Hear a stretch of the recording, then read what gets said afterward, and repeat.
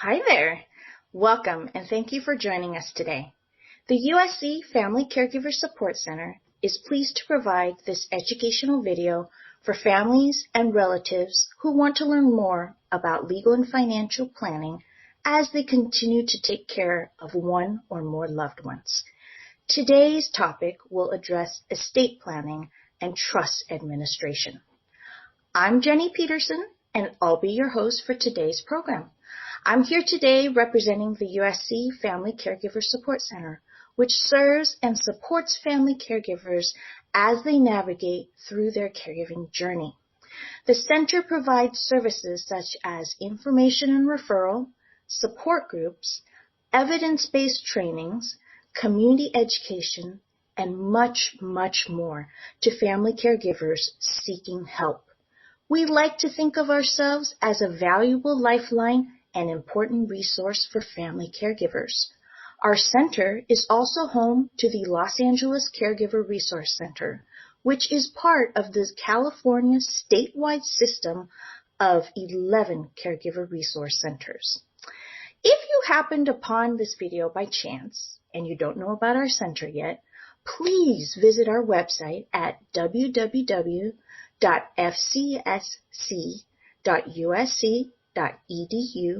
for more information. Better yet, you can even sign up for our program right on our website through the yellow CareNav tab on the right-hand side of the page. We know that family caregivers need support, and our center is here for you. Now, today's presentation will focus on estate planning in a nutshell. And I know that many of you out there hear the words estate planning and you automatically think, well, I don't have an estate. Or maybe you're thinking, oh, only rich people have estates. And that's simply not true. If you have a banking account, if you have a retirement account, if you have any sort of financial assets, no matter how wealthy you are, everyone has an asset. And anyone who has an asset is considered to have an estate. Okay, it's not just for wealthy people.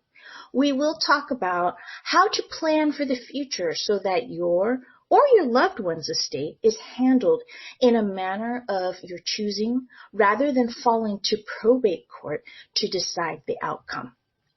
With us today is Monica Goyle from the prominent law firm TLD Law based in Long Beach. Besides being a USC alum, you know how we like to work with USC alums here, Ms. Goyle is an elder law attorney who is a certified specialist in estate planning, trust, and probate law. Monica, welcome. Take it away.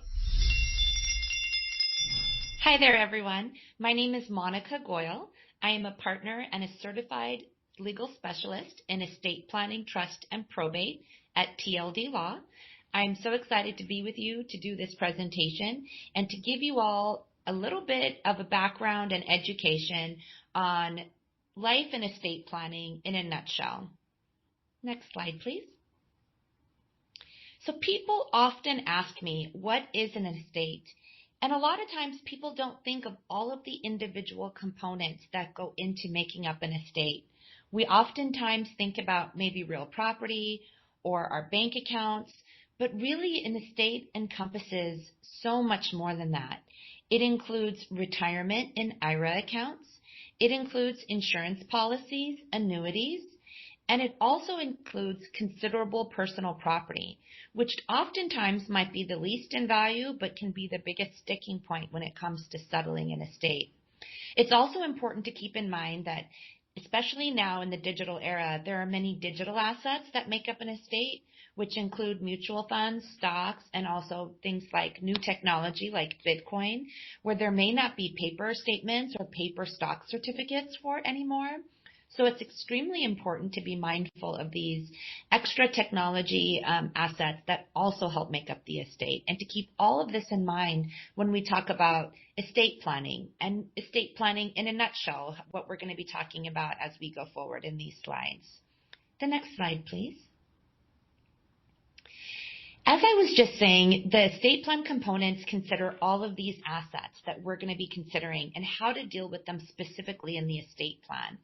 That includes also business interests. If you own or are part of a partnership or own an LLC, that includes any profit sharing plans, 401k.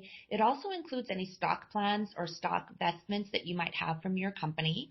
And as I touched on earlier, things like bank accounts, life insurance, and real estate, particularly your home. We always think of our home as our biggest asset that we want to protect when we're doing estate planning. Next slide, please.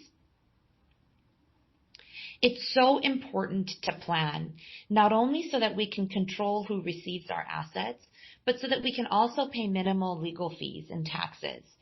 In California and in many states across the country, if you have no estate planning documents at all or only a will, your estate will go through probate administration, which is a very lengthy and costly court process.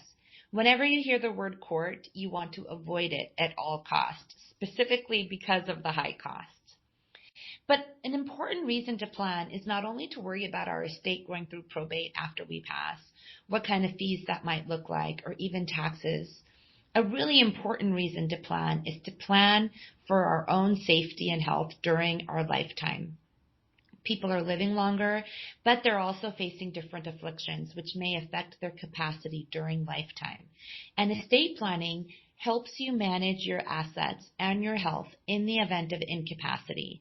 It allows you to appoint really important people that you trust to be able to help manage your finances and your healthcare decisions during your lifetime. So why do we plan? We plan not only for what happens after we pass away, because we certainly don't want the state to control that.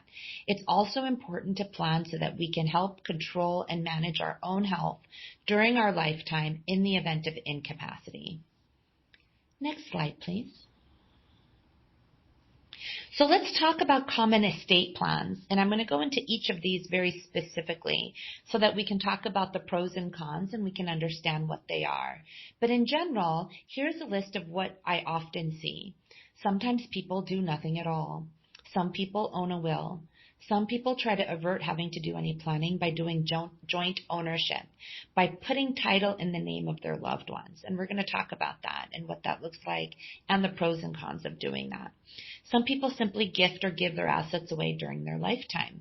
Some people list or depend on beneficiary designations on their accounts. They're often called pay-on-death accounts or TOD accounts.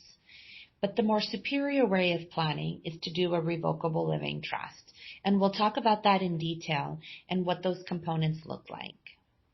Next slide, please. So plan number one, what is a will? I think a lot of times we have a basic understanding of a will because we often see it on TV. Sometimes it's full of drama. They show in the movies and television shows a will reading where everyone gathers around in a very dramatic way and someone reads out the will. That doesn't actually happen in real life. We don't read a will, but we do provide notice and lodge an original will with the court and provide notice to all of the heirs of the will.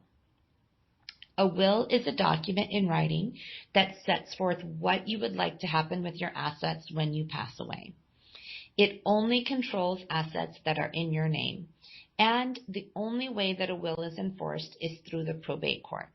So as I mentioned, if you have no documents at all or only a will, you're going to end up having your estate go through the probate court in order for it to get to your loved ones.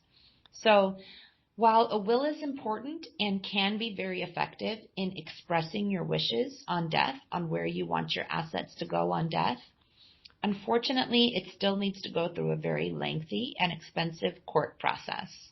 So a will is not particularly the best type of planning.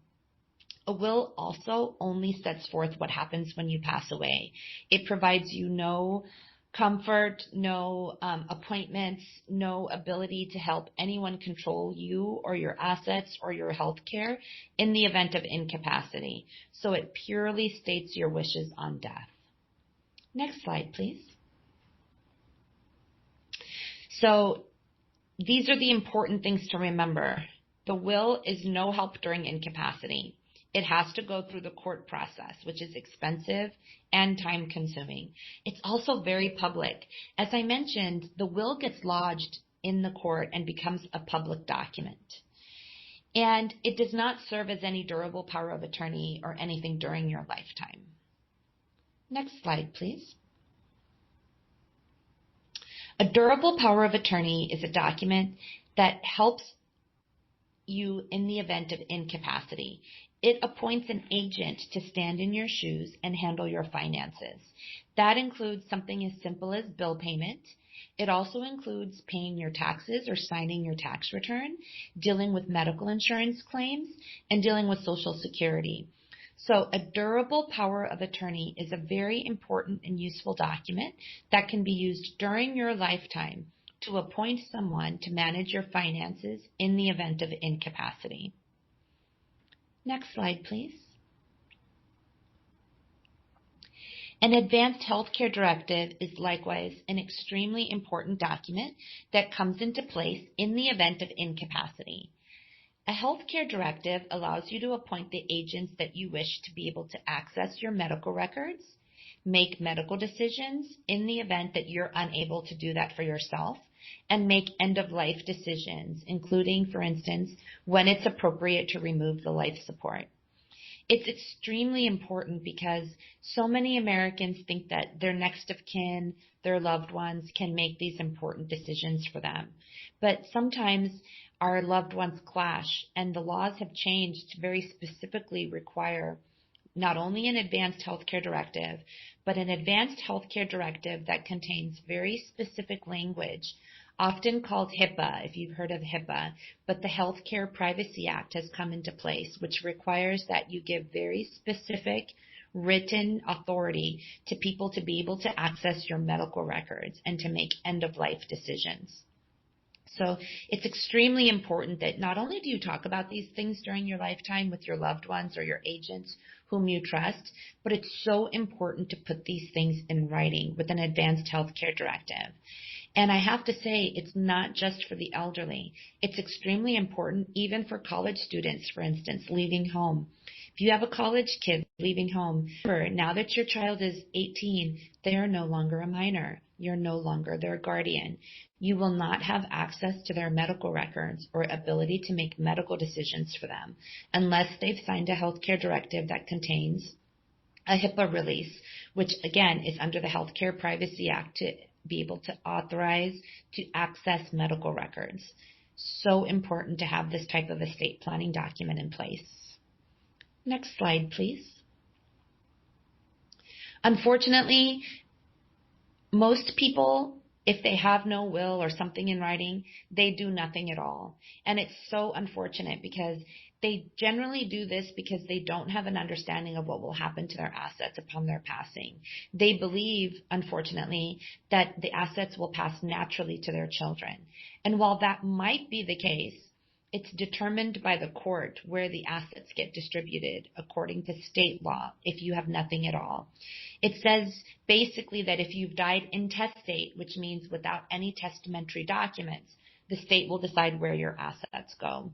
And so at death, your assets go through probate administration, and the courts will decide where those assets go.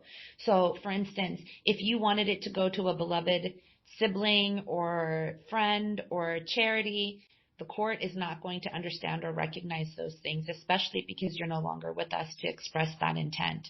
The court has a very specific rule of law that they have to follow set forth by the state, where the assets would first go to your children and spouse if you had child and spouse, and if not, it goes upward in your family tree. So then it would go to your parents. If your parents aren't living, it would go to your siblings equally. If you have a deceased sibling, their share would go to their children, and so forth, down the tree. So you may be finding that your assets go to family members that you never intended for them to go. Further, if you do nothing and you find yourself incapacitated, your loved ones will have to go to court in order to declare you incapacitated and to be able to have control and step into your shoes in order to do a conservatorship or some other type of court hearing, oftentimes similar to a guardianship, in order to be able to step into your shoes for your health decisions and your financial decisions. Next slide, please. Plan number 3.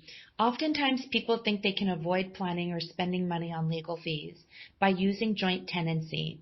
Joint tenancy is a legal term that allows you to put assets, or to hold them jointly, I should say, with what's called right of survivorship.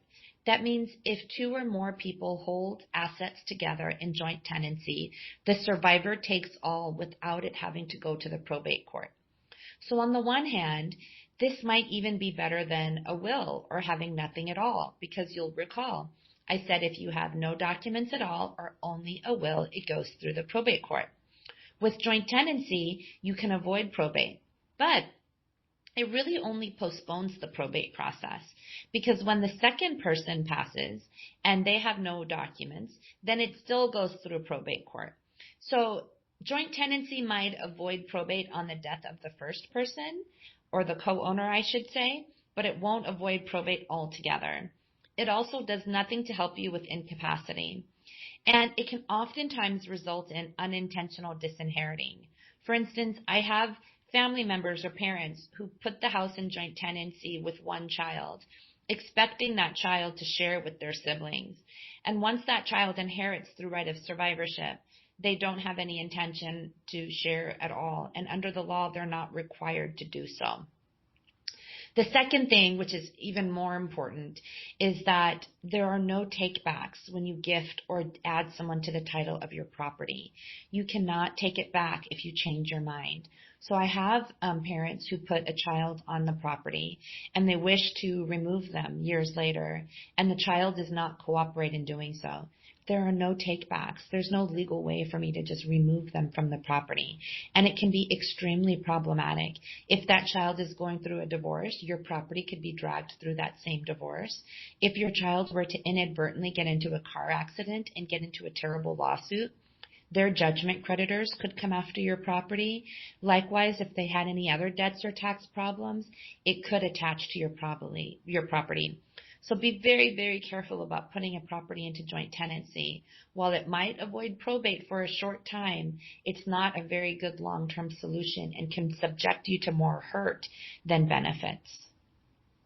Next slide, please.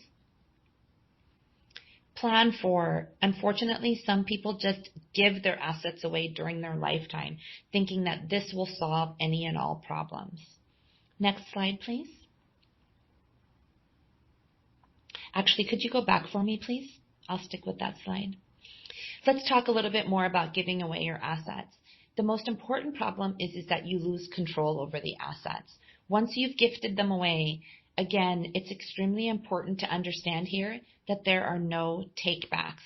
Once you put the property in someone else's name and take it out of your own name, you have no legal authority or ability to take that property back unless the person cooperates in transferring it back. And it comes with all of the same problems I just mentioned along with joint tenancy. If you give your asset away, that person now has control. Assuming that they were a good child, they may have a spouse that's not so good and forces you to move out of your own property or to lose control of your property.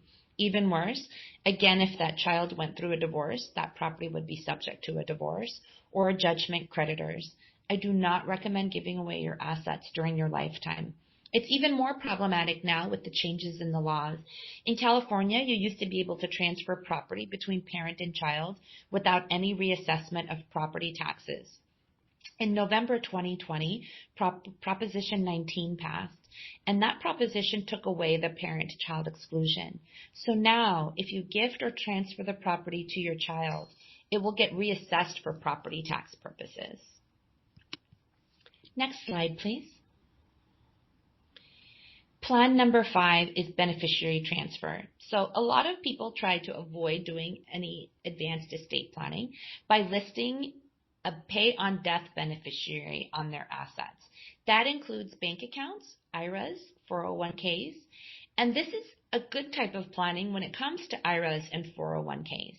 401k IRA plans are not ones that you want to put into a trust or do more advanced planning on, because these are income tax deferred assets that are accruing, which allow you to list a beneficiary And those beneficiaries are able on death to transfer or to roll them over. But with bank accounts, it can be particularly problematic because you might inadvertently disinherit someone that you don't intend to disinherit. You cannot list a minor as a pay on death beneficiary. They are not able to take that asset.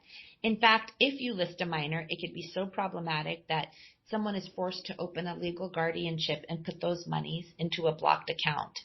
It also does nothing to help you for incapacity. So if you list a pay on death beneficiary on an account, that person cannot access the account during your lifetime or assist you with incapacity. Next slide, please. The far superior way of estate planning is to do a revocable living trust. A revocable living trust is a document that sets forth in writing where your assets go when you pass away, but it's so much more powerful than that. It allows you to also plan for incapacity.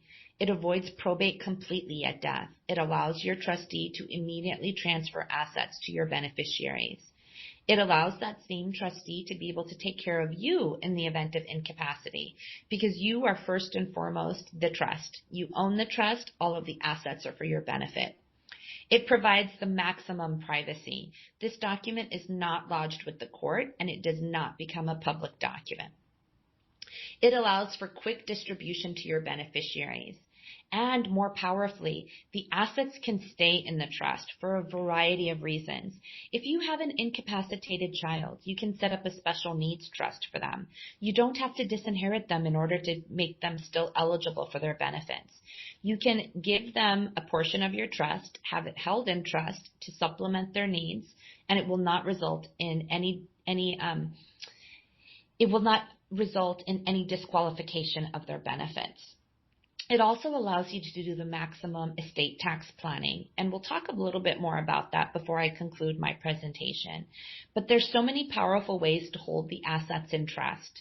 You can hold the assets in trust to give a legacy trust to your children in order to prevent them from commingling it into community property when they inherit. It gives them creditor protection in the event that you do that. You can protect a child that's simply not good with spending money or might have addiction or drug problems. You don't have to disinherit them in order to allow them to benefit from your assets. You can also set up a pet trust if you have beloved pets that you wish to take care of on death, and it allows you to do quite a bit of charitable planning as well. Next slide, please. This is such an important slide that I want to share with you all so that you understand the cost of probate and statutory fees. On just a minimal estate, you'll see that the statutory fees are quite extensive. And if you get to an estate that's less than $1 million, but around $800,000, the statutory fees to the attorney are almost $19,000. Plus, the executor who acts to handle the estate also gets another $16,000. That's almost $35,000 in fees before your loved ones can even receive their assets. This makes probate administration such a costly process and a very public process. Remember, all of the documents are public and the will gets lodged with the court. A trust is a completely private document that does not get shared with the public. Next slide, please. The most important thing to understand with estate planning in general and doing a trust is that you keep control of your assets, but you get to gift them to your loved ones in the most efficient way possible. You can buy, sell assets as you did before because you are the trust. You own the trust. You file your taxes the same way as you do now. All assets stay under your Social Security number.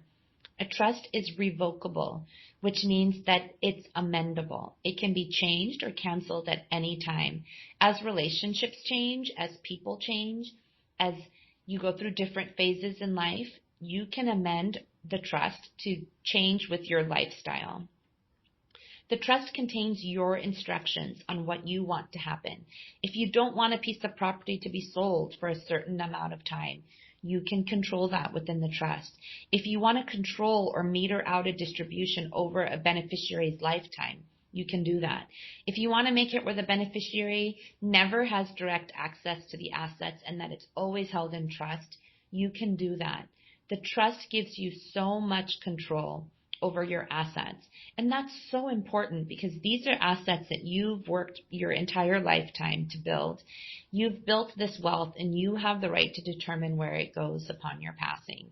You also have the right to live with respect and dignity so that someone can manage those assets on your behalf in the event of incapacity. Next slide, please. I've come up with a 6-step plan of action so that you can determine what type of estate planning and how to go about starting estate planning. Because I think part of the problem is that it's very hard to tackle these types of issues. It's hard for couples to sit down and talk about who should control our assets when we pass away. Who should be the guardian of our child when we pass away? And these are important things to talk about, but they can oftentimes be difficult things to talk about. So if we implement a 6-step plan of action, it makes it a little bit easier to tackle these things. 1, start with an inventory of all of your assets and your debts so that you have a basic idea of what your net worth is so that an attorney can help you decide if there's any estate tax liability. The inventory of assets will also make it easier for you to make sure that you touch on each of the assets that you need to fund into the trust. Funding of the trust is so important because the trust can be like an empty fishbowl. If you don't actually put assets inside the trust, it doesn't control what happens after you pass away. If the assets sit still in your name without changing title to the trust, you're still looking at a probate. So it's very important to make an inventory of the assets and ultimately make a game plan on how you're going to fund those assets. Step number 2, write down your objectives, your goals for before and after you pass away so that you have an understanding of how you want to be taken care of in the event of incapacity and where you want those assets to go when you pass away. This is an important step because, as I mentioned, sometimes a sticking block can be, for instance, who should be the guardian of our minor children. And oftentimes a couple might fight over whose sibling it should be or whose family member it should be. But if you come up with the list of your goals, it might make it easier to come up with a game plan on who would be the best person to take the child into their home and who would be the best person to manage the assets on behalf of the child. And in doing so, you can even come up with a very good balancing system so that there's checks and balances so that whoever is taking care of the child has to work with someone else managing the finances and they work together to check on each other and work in the best benefit of the child. Step number 3, select a professional to help you work through all of these issues. You don't have to know the answer to all of them, but it's important to start writing them down so that you can express your goals and a professional can help you put those goals to life into a document. Then don't hesitate to have those legal documents prepared. Don't try to avoid doing estate planning by engaging in any of those other types of estate plans we talk about. Do not do nothing. Do not attempt to circumvent estate planning by putting the assets in joint tenancy or gifting them away. There are so many cons involved, whereas with the trust, the only con might be the time and the cost in assembling the documents, but the cost of the document will not rival anywhere near the probate fees and the statutory fees that we just saw on that spreadsheet that I showed you. And so, make sure to have the legal documents prepared. Then be sure to put that plan into action. Make sure you talk through with the attorney how you're going to fund the trust, and make sure you also set up with the attorney a schedule to review and change the document as needed.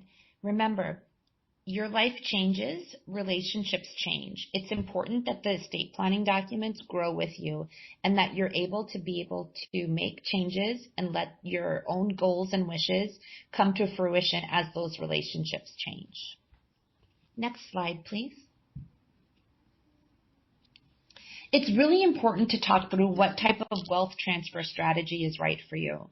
That's why the 6-step plan is so important.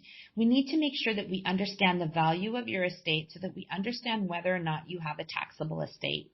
We need to understand the type of assets you have so that we can determine how best to protect you from liability going forward. It's important to understand your cash flow needs.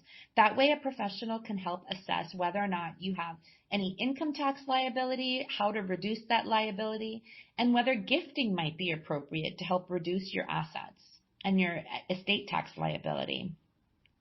And then it's really important to determine who in the next generation are the people that you want to receive your assets and who might be the best people to help you manage or control those assets as the trustee.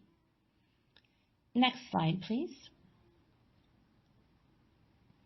Some really important wealth transfer techniques, some more advanced techniques, include setting up a marital trust with an A-B split. If you have a taxable estate, this type of marital trust allows you to double the exemption amount upon the death of the first spouse. This type of technique can also be utilized and implemented when you have a blended family. The reason for that is because in an A-B trust, half of the trust becomes irrevocable on the death of the first spouse.